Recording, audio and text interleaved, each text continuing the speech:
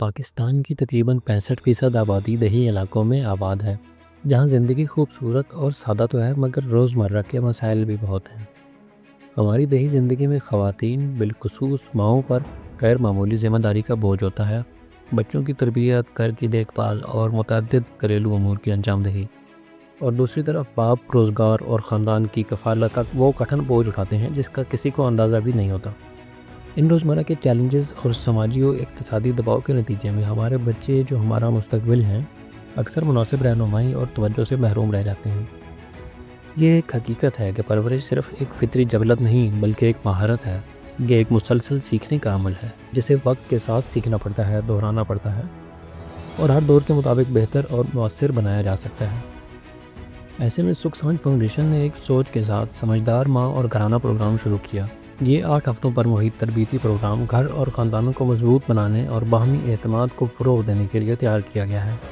اس programme میں شامل کیے گئے تربیتی شعبے بچوں کی پرورش اور رہنمائی، پیرنٹنگ اینڈ مینٹورنگ، صحت اور تندرستی، ہیلتھ اینڈ ویلنس، غذا اور جسمانی صحت، نیوٹریشن اینڈ فٹنس، صفائی اور ذاتی نگہداشت، گرومنگ اینڈ ہائیجین، مالی انتظام اور چھوٹے کاروبار، بجٹنگ اینڈ انٹرپرنورشپ، رشتوں کے مابین بہتر گفتگو اور رویے، ریلیشن شپ اینڈ کمیونیکیشن۔ یہ پروگرام ہماری دینی تعلیمات سے بھی رہنمائی لیتا ہے جو حکمت، محبت اور شعور کے ساتھ تربیت کی اہمیت کو اجاگر کرتے ہیں اور ماں باپ دونوں کو مشترکہ نگہبان قرار دیتے ہیں۔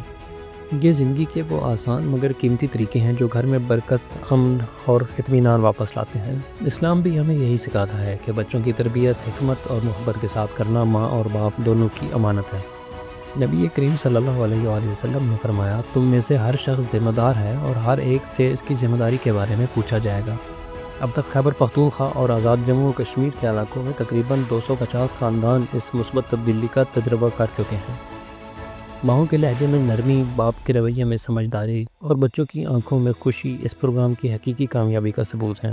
سمجھدار ماں اور گھرانہ محض ایک ٹریننگ پروگرام نہیں بلکہ ایک تحریک ہے، ایک عزم جو اس یقین پر قائم ہے کہ جب ماں سیکھتی ہے تو خاندان ابھرتا ہے، اور جب باپ ساتھ کھڑا ہوتا ہے تو نسلیں بدل جاتی ہیں۔